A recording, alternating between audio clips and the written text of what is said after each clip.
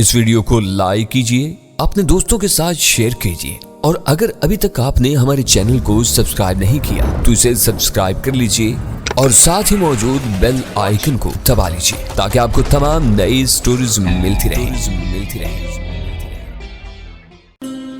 लेकिन जाहिर है इसकी ये सारी कोशिशें रायगां साबित हुई। इसकी गर्दन मेरी गिरफ्त से किसी भी तरह आजाद नहीं हो सकी। इस असना में 5 नहायत खतरनाक और मोटे ताजे मुश्तंडे अपनी तलवारें लहराते हुए मेरी तरफ लपके। भारी भरकम होने के बावजूद उनके जिस्मों में बला की फुर्ती और लपक थी। चश्मे ज़दन में वो मेरे सर पर आन पहुंचे और इनमें से एक की तलवार पूरी कुव्वत से मेरे सर से टकराई और कई टुकड़ों में तकसीम होकर जमीन पर गिर गई। वो शख्स सख्त हैरत ज़दा हो गया और उसके मुंह से अचानक चीख निकल गई। मैंने एक हाथ से यागू की गर्दन पकड़ी, दूसरे हाथ से उस शख्स की गर्दन पर एक मुक्का रसीद किया जिसकी तलवार मेरे सर से टकरा कर टूट गई थी। उस शख्स का जिस्म कलाबाजियां खाता हुआ दूर जा गिरा और उसके साथ ही वो चारों आदमी बुरी तरह मुझ पर टूट पड़े थे। उनमें से एक मेरे हाथ पर मुसलसल वार कर रहा था जिससे मैं यागू की गर्दन पकड़े हुए था और मैंने एक थप्पड़ में इसका काम तमाम कर दिया। इसके बाद 3 बाकी बचे। मैंने तीनों घोंसों में उन तीनों को भी जहन्नुम वासिल कर दिया और यह सारा काम मैंने सिर्फ एक ही हाथ से अंजाम दिया था क्योंकि मेरा एक हाथ तो यागू की गर्दन थामे हुए था। यागू सख्त परेशानी में मुब्तला हो गया था और अब उस पर सही मानों में दहशत तारी होगी। उसके साथ ही बेहतरीन जंगजू और बहादुर सिपाही उसकी आंखों के सामने मारे जा चुके थे और उनकी लाशें जमीन पर पड़ी हुई थी और खुद उसकी अपनी गर्दन मौत के शिकंजे में जकड़ी हुई थी और मेरी उंगलियों का सारा दबाव किसी भी लम्हे मौत के मुंह में उसे पहुंचा सकता था। अचानक यागू का जिस्म मेरी गिरफ्त में बुरी तरह कांपने लगा। उसने लरज़ती आवाज में एंथोनियो से कहा कि वो मजीद लोगों को बुलाए और किसी तरह इसे मेरे अजाब से निजात दिलाए। जाहिर है कि मैंने उसकी ये बात समझ ली। इसके साथ ही मैंने हिस्पानवी जुबान में कहा, मैं तुम्हारे इस अहमक और बुज़दिल सरदार की जान बख्शी सिर्फ इस सूरत में कर सकता हूँ जबकि ये अपने तमाम आदमियों को वापस बुलाए और इन्हें साथ लेकर सीधा जहाज में चला जाए और यहाँ से फौरन रवाना हो जाए। अगर वो ऐसा नहीं करेगा तो मैं इसके तमाम आदमियों को इसकी आंखों के सामने ही हलाक कर दूंगा। एंथोनियो ने मेरी बात का तर्जमा करके उस तक पहुंचाने से पहले यागू की हदायत पर अमल किया और बहुत से लोगों को आवाज़ देकर बुलवाया कि वो यागू की मदद करें। तकरीबन 10-15 आदमी मुख्तलिफ समतों से दौड़ते हुए आए और उनके हम तक पहुंचने से पहले एंथोनियो ने मेरी बात पुर्तगाली जुबान में यागू तक पहुंचाई और यागू ने गालियों से मुझे नवाजना शुरू कर दिया और साथ ही ये कहने लगा कि अब ये कैसे बच सकेगा, ये बहुत सारे लोग इस पर हमला आवर होंगे। यागू की इस खुशफहमी पर मैं दिल ही दिल में मुस्कुराता रहा। उसने मेरी बात को रद्द करके एक बार फिर अपने आदमियों पर भरोसा किया था। आने वालों ने इस बार पहले वालों के मुकाबले में ज़रा ज़्यादा एहतियात का मुजाहरा किया। वो लोग अपनी आंखों से देख चुके थे कि किस तरह मैंने पहले 2 आदमियों को और बाद में 5 आदमियों को इस तरह हलाक कर दिया था कि मेरा सिर्फ एक हाथ आज़ाद था, इसलिए वो इस मर्तबा काफ़ी संभले हुए थे। इन्होंने अचानक और अंधाधुंध अपने हमलों का आगाज़ नहीं किया बल्कि वो मुझसे कुछ फासले पर रहे, इतने फासले पर कि मैं हाथ बढ़ाकर उन्हें पकड़ ना सकूं और उसके साथ ही उन्होंने अपनी लंबी लंबी तलवारों से मुझ पर हमले शुरू कर दिए। वो अपने हमलों में इस बात की खास एहतियात कर रहे थे कि यागू के जिस्म पर कोई जख्म लगने ना पाए और हकीकत यह है प्रोफेसर कि मुझे इन लोगों की शमशीर जनी की दाद देनी चाहिए थी। वो लोग वाकई इंतहाई मोहतात और जचतुल अंदाज में तलवारें चला रहे थे कि यागू का जिस्म उनकी ज़रबात से बिल्कुल महफूज था। उनकी तलवारें मेरे जिस्म से मस हो रही थीं और वह हैरान थे कि मुझे जख्म क्यों नहीं आ रहा। अचानक लपक कर मैंने इनमें से एक के हाथ से तलवार छीन ली। मेरी सरकत के सबब यागू गिरते गिरते बचा। अगर मैं ऐन वक्त पर उसे संभाल न लेता तो एक आदमी की तलवार उसके पेट में उतर जाती।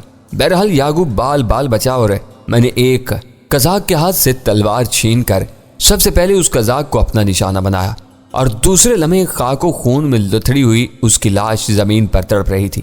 अपने एक आदमी का यह हश्र देखकर बाकी लोग गुस्से से बेकाबू हो गए और इस एहतियात को फरामोश कर बैठे जिसका अब वो मुजाहरा कर रहे थे। वो अपने हमलों के जोश में मुझसे करीब आ गए और यही चीज़ उनकी हलाकत का बायस बन गई। चंद मिनट से भी कम अरसे में मैंने इन सब को मौत के घाट उतार दिया और मेरे और यागू के सामने लाशों का ढेर लग चुका था।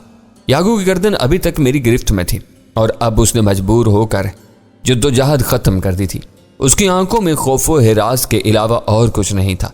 وہ میری غیر معمولی قوت کو دیکھ کر بری طرح متوحش اور حواس باختہ ہو گیا تھا۔ یاگو نے کانپتی ہوئی آواز میں پرتگالی زبان میں کہا، یہ شخص تو مجھے کوئی بدرو یا شیطانی قوت کا حامل معلوم ہوتا ہے۔ ہم سیدھے طریقے سے لڑ کر اس سے نہیں جیت سکتے۔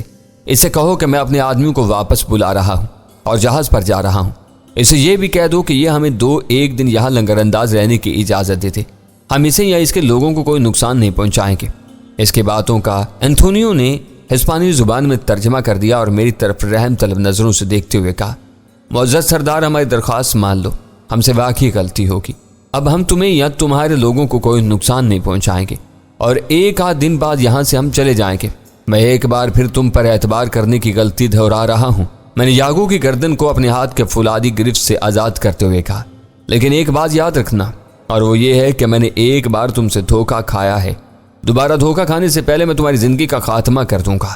انتونیو نے جلدی سے میری بات کا ترجمہ یاگو تک پہنچایا، جو بے چینی کے عالم میں اپنی گردن کو اپنے سیدھے ہاتھ کی انگلیوں سے مسل رہا تھا۔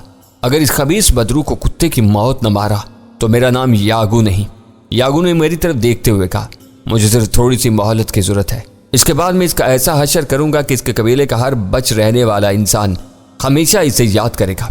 بہت خوب، تو گویا ایک مرتبہ اس قدر ذلیل اور رسوا ہونے کے باوجود بھی وہ اپنے مکرو عزائم کو ترک نہیں کر سکا، بلکہ اس کا شیطانی ذہن دوسرا منصوبہ بنانے میں مصروف تھا۔ تاہم میں نے اس کی گردن دوبارہ نہیں پکڑی اور یہی ظاہر کیا کہ میں اس کی باتوں کا ایک لفظ بھی سمجھ نہیں سکا، کیونکہ وہ پرتگالی زبان میں بول رہا تھا۔ فی الحال تو یہاں سے صحیح سلامت اپنے جہاز تک پہنچنے کی تدبیر بناؤ۔ انتونیو نے یاگو کی لان ترانی کو یکسر نظر انداز کرتے ہوئے کہا، تم اپنے آپ کو اور اپنے ساتھیوں کو اس وقت تک محفوظ نہ سمجھو جب تک کہ سب لوگ جہاز پر واپس نہیں پہنچ جاتے۔ جہاز پر پہنچنے کے بعد ہی ہم کسی نئے منصوبے پر غور کر سکتے ہیں۔ ٹھیک ہے، یاگو نے جواب دیا، اسے کہو کہ میں اپنے آدمیوں کو واپسی کا حکم دے رہا ہوں اور ہمیں صرف 2 دن یہاں پر رہنے کی اجازت دے۔ اسے بتاؤ کہ ہم لوگوں نے بہت طویل سفر طے کیا ہے اور اب ہم تھک چکے ہیں۔ ہمارے آدمی صرف 2 دن کا آرام چاہتے ہیں۔ اس بدبخت سے یہ بھی کہو کہ اب ہم خلوص دل سے اس کی جانب دوستی کا ہاتھ بڑھاتے ہیں اور 2 دن بعد ہم یہاں سے روانہ ہو جائیں گے۔ انتونیو نے یاگو کی باتوں کا ہسپانوی زبان میں ترجمہ کر دیا اور میں نے سر ہلاتے ہوئے کہا، اپنے سردار سے کہہ دو کہ وہ 2 دن تک اس علاقے میں لنگر انداز رہ سکتا ہے، لیکن تیسرے دن اس جہاز کو ہر صورت میں یہاں سے روانہ ہو جانا چاہیے۔ اس سے یہ بھی کہہ دو کہ ہمیں نہ اس کی دوستی کی ضرورت ہے اور نہ دشمنی کی، ہم اس سے کسی قسم کا کوئی تعلق نہیں رکھنا چاہتے۔ میری باتوں کا ترجمہ سن کر یاگو نے کہا، اس بدبخت سے یہ کہو کہ ہمارے پاس جہاز میں اعلیٰ درجے کی شراب موجود ہے، اسے دعوت دو کہ یہ اپنے ساتھیوں کے ساتھ کل شام کو کسی وقت ہمارے جہاز پر آئے۔ ہم ان لوگوں کی اعلیٰ درجے کی شراب سے تواضع کریں گے۔ کسی طرح اسے اس بات پر راضی کر لو کہ یہ اپنے کچھ ساتھیوں کو ہمراہ لے کر ہمارے جہاز پر آ جائے۔ ایک بار یہ جہاز کے اندر آ جائے تو اس کی لاش کا بھی سراغ نہیں ملے گا اور اس کے قبیلے کے باقی لوگوں کو ہم اچھی طرح دیکھ لیں گے۔ انتونیو نے اس کی پیشکش مجھ تک پہنچائی۔ میں تو خود بھی یہی چاہ رہا تھا کہ میرے قبیلے کے لوگوں کو نقصان نہ پہنچے، لہٰذا اب خود بخود ایسی صورتحال پیدا ہو رہی تھی جس میں مجھے تنہا ان لوگوں سے لڑنے کا ملنے کا موقع مل رہا تھا۔ میں نے اس موقع سے فائدہ اٹھانے کا فیصلہ کر لیا اور جب اس نے مجھے شراب کی دعوت دی تو میں نے حیرانی سے کہا، تم لوگ بھی شراب سے واقف ہو؟ کیا تمہاری شراب بہت اعلیٰ درجے کی ہوتی ہے؟ یہ کس چیز کی بنی ہوئی ہوتی ہے؟ میں نے ایک ہی سانس میں کئی سوال کر ڈالے۔ میری اشتیاق بھری باتیں سن کر انتونیو کے چہرے پر ایک مکارانہ اور عیارانہ مسکراہٹ توڑ گئی۔ اس نے میری باتوں کا پرتگالی زبان میں ترجمہ کر کے انہیں یاگو تک پہنچایا اور یاگو کے مردہ چہرے پر بھی مسکراہٹ رقص کرنے لگی۔ ہم لوگ نہ صرف شراب سے واقف ہیں بلکہ شراب کے بڑے شوقین بھی ہیں، انتونیو نے اسپانوی زبان میں مجھ سے کہا۔ ہم لوگ نہایت اعلیٰ درجے کی شراب تیار کرنے کا فن جانتے ہیں۔ اس وقت ہمارے جہاز پر جو شراب موجود ہے اس کا شمار دنیا کی اعلیٰ ترین شرابوں میں ہوتا ہے۔ یہ خالص پھلوں کے رس سے تیار کی جاتی ہے اور لذت اور ذائقہ میں اپنا جواب نہیں رکھتی۔ ہمیں یقین ہے کہ تم اور تمہارے ساتھی اس شراب کو پی کر بے حد خوش ہوں گے اور انہیں ایسا سرور ملے گا جس کا وہ اس وقت تصور بھی نہیں کر سکتے۔ میں شراب کا بہت بڑا رسیا ہوں، میں نے چٹکارا لیتے ہوئے کہا۔ میں تم لوگوں کے ملک کی شراب ضرور چکھوں گا، چکھنے کے بعد ہی اس کے مزے کا پتہ چل سکے گا۔ تم اپنی شراب کی اس قدر تعریف و توصیف میں کس حد تک حق بجانب ہوتے ہو؟ انتونیو نے ترجمانی کے فرائض انجام دیتے ہوئے پرتگالی زبان میں ساری باتیں یاگو کو بتا دی۔ اچھا یہ بتاؤ میرے دوست کہ کل میں کس وقت جہاز پر آؤں؟ میں نے انتونیو سے پوچھا۔ انتونیو نے میری بات یاگو تک پہنچا دی۔ اس بد نصیب کو شام کے وقت بلاؤ جب تاریکی پھیل رہی ہو ہمیں جو کام کرنا ہے اس کے لیے اندھیرا سازگار ہے، اور ہاں اسے یہ بھی پوچھ لو کہ اور کتنے آدمیوں کو اپنے ساتھ لے کر آئے گا تاکہ اسی کے مطابق ہم اپنا بندوبست کر سکیں۔ اینتھونیو کے استفسار پر میں نے اسے بتایا کہ میں اپنے قبیلے کے کسی دوسرے شخص کو اپنے ساتھ نہیں لاؤں گا اور میں تنہا آؤں گا۔ میرے جواب پر وہ بہت حیران ہوئے۔ انہیں یقین تھا کہ آج کے مارکے کے بعد میں اپنے ساتھ آدمیوں کی ایک بہت بڑی تعداد کو لے کر آؤں گا، لیکن جب انہوں نے میری زبان سے یہ سنا کہ میں تنہا وہاں جاؤں گا تو ان دونوں کو بڑا تعجب ہوا۔ تاہم میرا خیال ہے کہ انہوں نے میرے اس اقدام کو میری خود اعتمادی پر معمول کیا تھا۔ یاگو نے جو اب آزاد ہو چکا تھا بظاہر میٹھی لیکن در حقیقت زہر بھری نظروں سے مجھے دیکھ رہا تھا، اپنے آدمیوں کو چلا کر حکم دیا کہ سب لوگ جہاز کی طرف واپس چلے جائیں۔ اس کے سارے آدمی اس کا حکم پاتے ہی جہاز کی طرف روانہ ہو گئے۔ اینتھونیو اور یاگو ابھی ہمارے پاس ہی کھڑے رہے تھے، وہ اپنے آدمیوں کو جہاز کی طرف جاتے ہوئے دیکھ رہے تھے۔ اچانک یاگو کو کچھ خیال آیا۔ اس نے اینتھونیو سے کہا کہ اس منحوس سے یہ پوچھو کہ ان کے ہاں کوئی مر جاتا ہے تو اس کی لاش کا کیا کرتے ہیں، اور کیا ہمیں اپنے مرے ہوئے لوگوں کی لاشیں لے جانے کی اجازت ہے؟ اس کے استفسار پر میں نے اسے بتایا کہ ہم لوگ اپنے مردوں کو جلا دیتے ہیں۔ لاشوں کے بارے میں نے کہا کہ اگر وہ لوگ لاشیں اپنے ساتھ جہاز پر لے جانا چاہتے ہیں یا لاشوں کو سمندر میں بہا دینا چاہتے ہیں تو مجھے کوئی اعتراض نہیں ہے، ہماری طرف سے اس کی اجازت ہے، اور اگر وہ لوگ اس بات کو پسند کریں تو ہم خود ان لاشوں کو جلا دیں گے۔ میری بات سن کر یاگو نے اپنے چند سرکردہ آدمیوں کو بلوایا اور اینتھونیو سمیت ان سے صلاح مشورہ کرنے لگا۔ تھوڑی دیر آپس میں بات چیت کرنے کے بعد وہ لوگ اس نتیجے پر پہنچے کہ ان لاشوں کو ساتھ لے جانے سے کوئی فائدہ نہیں ہے اور یہ کہ انہیں یہیں جلا دینا چاہیے۔ یاگو نے اپنے ساتھیوں کی اس تجویز سے اتفاق کیا۔ مجھے باقاعدہ طور پر اس بات سے مطلع کر دیا گیا کہ میں ان لاشوں کو جلوانے کا بندوبست کر دوں۔ وہ اور اس کے چند سرکردہ آدمی وہاں رک گئے اور باقی تمام لوگ ساحل کی طرف واپس چلے گئے۔ انہوں نے بستی کے لوگوں کے ساتھ کوئی چھیڑ چھاڑ نہیں کی، وہ لوگ کچھ خاص معلوم ہو رہے تھے۔ میں نے پالیش کو بلوایا اور اسے ہدایات دیں کہ کچھ اور لوگوں کو ساتھ لے کر ان لاشوں کو بستی کے میدان کے آخری سرے پر پہنچا دے اور وہاں لکڑیوں کا ایک بڑا سا الاؤ تیار کر کے ان ساری لاشوں کو اس میں جلا دے۔ پالیش اور قبیلے کے دوسرے لوگوں نے مل کر دیکھتے ہی دیکھتے بستی کے آخری سرے پر لکڑیوں کا ایک بہت بڑا الاؤ تیار کر دیا اور تمام لاشوں کو الاؤ کے اندر رکھ کر اس میں آگ لگا دی گئی۔ دیکھتے ہی دیکھتے شعلے آسمان سے باتیں کرنے لگے اور فضا میں گوشت جلنے کی ناگوار بو پھیل گئی۔ کس قدر عبرت کا مقام تھا پروفیسر کہ یہی جسم جو اب سے کچھ دیر پہلے طاقت اور توانائی کا پیکر بنے ہوئے تھے اور جن کے روئے روئے سے طاقت کی روشنی پھوٹی پڑ رہی تھی، اب وہ مردہ بے جان اور جلتے ہوئے گوشت کی شکل میں تبدیل ہوتے جا رہے تھے۔ ان جسموں سے روح خارج ہو چکی تھی اور بے جان گوشت کے لوتھڑے بن گئے تھے۔ یاگو کے ساتھی بھیگی ہوئی آنکھوں کے ساتھ یہ منظر دیکھ رہے تھے۔ میں ان مرنے والوں کی قسم کھا کر کہتا ہوں کہ میں ان لوگوں کے قتل کا انتقام ضرور دوں گا۔ یاگو نے اپنے ساتھیوں سے مخاطب ہو کر کہا، میرے یہ سارے کے سارے بہادر جوان اسی ایک شخص کے ہاتھوں سے ہلاک ہوئے، یہی ان کا قاتل ہے اور اسے اپنے کیے کی سزا ضرور ملے گی۔ میں کسی قیمت پر اسے نہیں چھوڑوں گا، چاہے اس کے لیے مجھے خود اپنی جان کیوں نہ دینی پڑی۔ فرتے جوش میں یاگو کی آواز بلند ہو گئی اور اینتھونیو کے کہنے پر اسے اس بات کا احساس ہوا، پھر اس نے اپنی آواز کو مدھم کر لیا۔ اب یہاں سے چلو، یاگو نے سب سے مخاطب ہو کر کہا، اور چلتے ہوئے اس شخص کو ایک بار پھر یاد دلا دو کہ اسے کل شام ہمارے جہاز پر آنا ہے، کبھی واپس نہ جانے کے لیے۔ اینتھونیو نے مجھے یاد دہانی کرائی اور میں نے کہا کہ میں غروب آفتاب سے کچھ دیر پہلے جہاز پر پہنچ جاؤں گا اور میں تنہا ہوں گا، اس لیے کہ اب مجھے تم لوگوں کی جانب سے کوئی خطرہ نہیں ہے۔ ہم آپس میں دوست بن گئے ہیں، کیوں نہیں؟ یقیناً، اینتھونیو نے جلدی سے کہا۔ ہمارے معزز سردار یاگو نے اس بات کا مصمم ارادہ کر لیا ہے کہ وہ تم لوگوں سے دوستی کے رشتوں کو استحکام بخشے گا اور ہماری یہ دوستی کبھی نہ ختم ہوگی۔ گو کہ ہم لوگ تمہارے علاقے میں صرف 2 دن کے مہمان ہیں، لیکن ہم یہاں سے پرانے دوستوں کی طرح رخصت ہوں گے۔ ضرور ضرور، میں نے جواب دیا۔ میں نے بےہودہ لوگوں کی صفاقی پر دل ہی دل میں ہنس رہا تھا۔ ان لوگوں کے رخصت ہو جانے کے بعد میں نے اپنے لوگوں پر نظر ڈالی۔ وہ سب کے سب بستی کے وسط میں میدان میں جمع تھے اور درمیان میں نارو موجود تھی۔ میں اجنبیوں کو رخصت کر کے اپنے لوگوں کے پاس چلا گیا۔ ان سب کی نظروں میں میرے لیے زبردست تحسین اور عقیدت مندی کے جذبات تھے۔ میں نے انہیں ایک بہت بڑی بلا سے نجات دلا کر گویا ان پر زبردست احسان کیا تھا اور ان کا رواں رواں احساس ممنونیت کے بوجھ تلے دبا ہوا تھا۔ ان لوگوں نے برملا اپنے جذبات کا اظہار کیا اور میں نے انہیں یہ کہا کہ قبیلے کا روحانی پیشوا ہونے کی حیثیت سے یہ میری ذمہ داری ہے کہ میں ان لوگوں کی جانوں کا تحفظ کروں۔ کیا اب یہ لوگ یہاں سے چلے جائیں گے اپنے جہاز میں بیٹھ کر؟ کیا وہ رخصت ہو جائیں گے؟ نارو نے مجھ سے سوال کیا۔ ان لوگوں نے صرف مجھ سے 2 دن مزید قیام کی مہلت مانگی ہے میں نے جواب دیا۔ ان کے سردار کا کہنا ہے کہ اس کے آدمی بہت زیادہ تھکے ہوئے ہیں اور انہیں ایک آدھ دن کے آرام کی ضرورت ہے، لیکن ان کا وعدہ ہے کہ اس عرصے میں اس کا کوئی آدمی جہاز سے باہر نہیں آئے گا۔ وہ لوگ جہاز کے ہی اندر رہیں گے، کہیں یہ لوگ پھر کوئی شرارت نہ کریں۔ البرٹو نے تشویشناک لہجے میں کہا۔ وہ شرارت ضرور کریں گے، میں نے البرٹو کو کہا۔ وہ دونوں مجھے قتل کرنے کا منصوبہ بنا رہے ہیں اور اس منصوبے کی تکمیل کے لیے انہوں نے کل مجھے اپنے جہاز پر شراب پینے کے لیے بلایا ہے۔